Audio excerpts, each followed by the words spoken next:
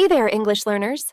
Welcome back to the English Leap podcast, your favorite place to improve your English while talking about real-life topics that actually matter. That's right. I'm Evan. And I'm Erin. Today, we're talking about something I know a lot of you will relate to.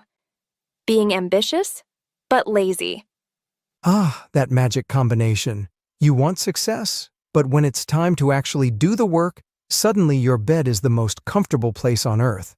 Or you open YouTube for inspiration, and next thing you know, you've watched 5 videos on how to be productive, but haven't actually done anything.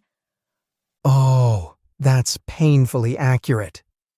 But here's the good news. You're not alone. And today, we're going to break down exactly why this happens and how you can actually overcome it. All right, let's start with a question for everyone listening. Think about your biggest goal right now. Maybe you want to start a business, learn a new language, or finally get in shape. You can picture the dream perfectly, right? Mm-hmm. You can see yourself as that future version of you. Successful, confident, totally in control. But then, reality hits. And instead of taking action, you suddenly remember you need to check your messages, or clean your desk, or, worst of all, make a detailed plan before you even start. Yep, and that's where the problem begins. We get so focused on planning, preparing, and thinking about our goals that we never actually start. And when we do start, we quickly feel overwhelmed and stop. It's like standing at the bottom of a mountain, looking up and thinking, "Oh no, that's way too high. Maybe I'll climb tomorrow." Exactly. So, what do? That's what we're breaking down today. How to work with your laziness instead of against it, so you can actually start achieving your goals. Oh, before we dive in, don't forget we've got a free PDF for this episode. It's more than just a summary. We've added a comprehension exercise and grammar practice to help you improve your English too. So, you'll boost both your productivity and your English skills. Grab it from the link in the description. Okay, let's talk about the science behind this. Why does this even happen? Why do ambitious people struggle with laziness? It's actually simple. Our brains love big dreams, but they hate big effort. When something feels too overwhelming, our natural instinct is to avoid it. Right? It's like your brain sees all the steps you need to take and just shuts down. Think about it like this. Imagine you have to run a marathon. 42 kilometers. If I told you to start right now, no training, no warm-up, just go, how would you feel? Probably like dying after 100 meters. Exactly. That's how big goals feel. You see the huge distance between where you are and where you want to be, and it feels impossible. So, what do? You stay in bed and scroll TikTok instead.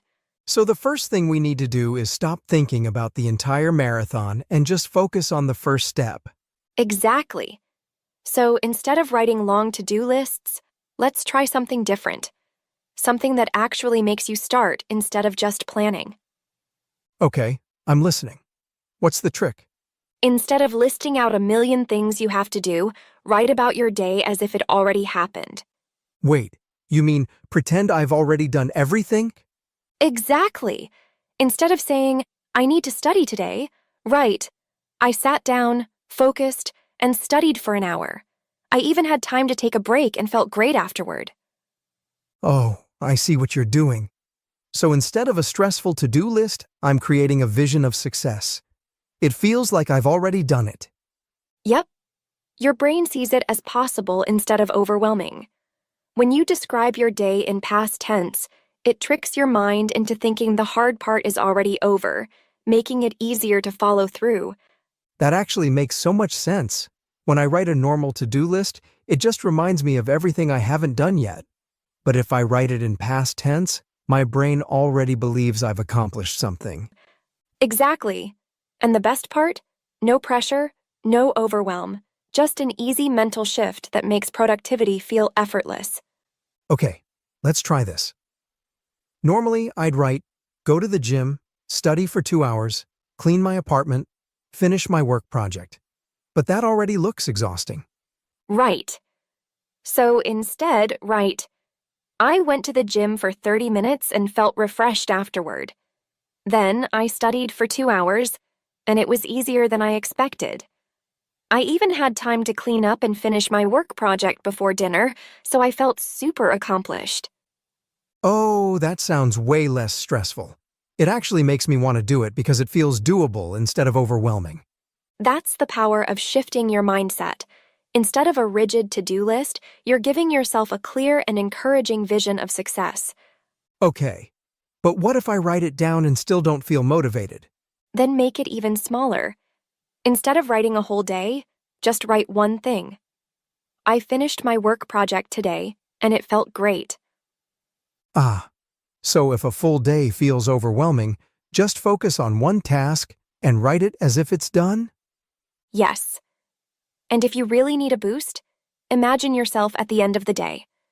Picture how relieved and accomplished you'll feel if you actually complete that one thing. Okay, so now I know how to trick my brain into starting. But what if the task itself is just boring? Ah, great question. That's where our next trick comes in. Making work feel like play so you actually want to do it. All right, I love this trick because, let's be honest, if something feels boring, we avoid it. But if it's fun, we'll do it for hours. Exactly. So instead of forcing yourself to work hard, you can trick your brain into wanting to do the task. Okay, but how do we do that? I mean, work is work, right? Not necessarily. Let's say you need to clean your room. What's something that makes it feel less boring? Music! I blast my favorite songs and suddenly, I'm a cleaning superstar. Exactly. Small changes make a huge difference. Music, a different location, even a cup of coffee. These small things can make boring tasks way more enjoyable. All right, but what about things like studying? How do I make that fun? Turn it into a game. Set a timer for 10 minutes and challenge yourself to finish as much as possible before the time runs out. Ooh, like a speed round? That makes it way more exciting. Yep. Or use rewards. If I finish this task, I get a coffee break. I love it. So instead of forcing myself to work, I just make it fun. Exactly. And that's what makes it easier to start and stay focused. Okay, so now I'm starting and having fun. But what if I still don't finish things? Ah, that's where our next trick comes in. The unfinished task effect. Let's get into it. So we've talked about how to start and how to make work fun. But let's talk about another problem. Starting something and then just never finishing it. Oh, that's me. I'll begin something, feel productive for a while, then suddenly lose motivation and convince myself I'll finish it later. But later never happens. And the worst part? That unfinished task stays in your mind, making you feel guilty every time you think about it. Yes, I'll completely ignore something for weeks, but then the moment I try to relax, my brain suddenly reminds me about it. That's called the Zeigarnik effect. It's a psychological trick our brains play on us. Once we start something, our minds don't like leaving it incomplete. Oh, so that's why when I start a Netflix show, I have to finish it. Exactly. And you can use that same trick to your advantage with work and productivity. Okay, so how do we make the Zeigarnik effect work for us instead of against us? Simple. Don't aim to finish, just aim to start. The moment you begin, your brain will naturally push you to keep going because it hates leaving things unfinished. So instead of saying, I need to finish this report, I say, I'll write the first sentence? Exactly. Once you write that first sentence, your brain won't want to leave it hanging. Before you know it, you've written a full paragraph, then a page, then you're done. Oh, that's sneaky. It's way easier to convince myself to do one small thing than to commit to the whole task. So now we know how to start, how to make work fun, and how to keep going once we've started. But what if we're spending time on the wrong things? What if we're just being busy instead of being productive? Oh, I know this one. I have days where I'm super busy answering emails, organizing my files, checking notifications, but by the end of the day, I've done nothing important. Exactly. And this is what happens when we don't prioritize correctly. Just because you're doing something doesn't mean you're making progress. Right. It's like running on a treadmill. Lots of effort, but you're not actually going anywhere. Perfect analogy. That's why we need the Eisenhower matrix. It helps us figure out what's actually important and what's just wasting time. Okay, I've heard of this, but never used it. What's the deal? It's a super simple way to organize tasks. Picture a box with 4 squares. Every task you have falls into one of these categories. Number 1. Important and urgent. Do it now. Like deadlines, emergencies, last-minute prep. Number 2. Important but not urgent. Schedule it. Like learning a skill, working out, long-term projects. Number 3. Urgent but not important. Delegate it. Like emails, small admin tasks, unnecessary meetings. Number 4. Neither important nor urgent. Delete it. Like mindless scrolling, binge-watching random videos. Oof. So my 2-hour research session on productivity videos falls in category 4, huh? Yep. If it's not actively helping you reach your goals, it's probably just a distraction. Okay, so how do I use this? Just write down my tasks and categorize them. Exactly. And once you see where your time is going, you'll realize a lot of what feels urgent can actually be ignored or scheduled for later. That makes sense. So instead of feeling busy all the time, I focus on what actually moves me forward. Exactly. Work smarter, not harder. Okay. But what about people who get stuck because they're afraid of failing? Like, sometimes I avoid things just because I don't want to mess up. Ah, that's a big one. That's where our next trick comes in. Learning to embrace being bad at something so you can actually improve. All right, I'll be honest.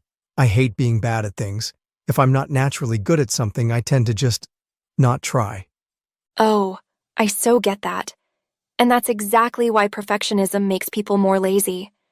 We don't start things because we're scared of failing. Right? Like, I've always wanted to learn guitar, but after struggling with a few chords, I thought, yeah, maybe I'm just not meant to play. And that's the trap. If you only do things you're already good at, you never grow. The problem isn't being bad at something, it's expecting to be great at it instantly. So how do we fix that? The best way to fight perfectionism is to choose something where you don't care about being good. Pick a hobby just for fun. Oh, so I should start something I know I'll be bad at, on purpose? Exactly. It can be anything. Bad dancing, baking chaotic cookies, drawing stick figures. Just something where you can enjoy the process instead of obsessing over results. Wait, so I can just suck at something and have fun with it? Yep. When you stop fearing failure, you start more things. And that's what leads to real progress. Okay, that actually makes a lot of sense. But let's say I get over my fear and start something new. How do I make sure I stick to it and don't fall back into old habits? Ah, great question. That's where our final trick comes in. Learning how to think like the person you want to become. All right, I'm curious about this one. Are you telling me I need to time travel? Not exactly. But instead of asking yourself, what should I do? Try asking, what would my future successful self do? Okay, I like this.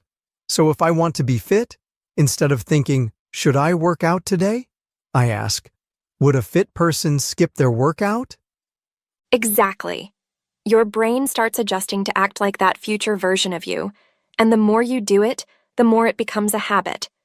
So how do I actually apply this? Simple. First, write down your current daily routine. How you spend your time, your habits, everything. Oh, so I create a snapshot of what my life looks like right now? Yep. Then, write down a future self routine. What your ideal, successful version of you would do in a day. So if I want to be a productive person, my future self would wake up early, work with focus, and actually finish projects instead of getting distracted? Exactly. Then, compare the two routines and find small habits you can start right now to bridge the gap. Oh, that's brilliant. Instead of waiting for some magical, perfect moment to change, I just start acting like my future self today. Yes. And once you start thinking like your future self, your decisions naturally align with your goals. Wow, these tricks actually make sense. No more excuses. Exactly. But before we wrap up, let's break down some of the key words and phrases we use today with our vocabulary expert, Charlotte. Hey everyone, it's Charlotte, and I'm here to go over some important words and phrases from today's episode to make sure you understand them completely. Ambitious, meaning having a strong desire to succeed. Example, Sarah is very ambitious. She dreams of becoming a doctor one day. Overwhelmed, meaning feeling too much pressure or stress from something. Example, he felt overwhelmed with all the homework and projects due this week. Procrastination, meaning delay or postpone tasks. Example, Jake's procrastination made him finish his assignment at the last minute. Instinct, meaning a natural reaction or behavior. Example, when she heard a loud noise, her first instinct was to run. Accomplished, meaning successfully completed something. Example, after months of hard work, he finally accomplished his goal of running a marathon. Distractions, meaning things that take your attention away from what you should focus on. Example, social media is one of the biggest distractions when studying. Perspective, meaning a particular way of viewing or thinking about something. Example, from his perspective, the problem wasn't as serious as it seemed. Perfectionism, meaning the tendency to want everything to be perfect, often causing delays. Example, her perfectionism made her spend hours rewriting the same paragraph. Cliffhanger, meaning a story or episode ending in suspense, making you want to continue. Example, the movie ended with a cliffhanger, so now I can't wait for the sequel. Delegating, meaning assigning tasks to someone else. Example, a good leader knows the importance of delegating tasks to their team. Binge watching, meaning watching multiple episodes or videos in a row. Example, she spent the entire weekend binge watching her favorite TV series. And there you have it. These words and phrases will help you not only understand today's topic better, but also use them in real-life conversations. Try them out. That was super helpful. Thanks, Charlotte. Yeah, these words are so useful, especially when talking about productivity and habits. All right, that officially wraps up today's episode. Don't forget to grab your free PDF in the description. It has all the key takeaways and exercises to help you apply these tricks. And if you found this helpful, hit subscribe and share it with someone who needs a productivity boost. See you next time on the English Leap podcast.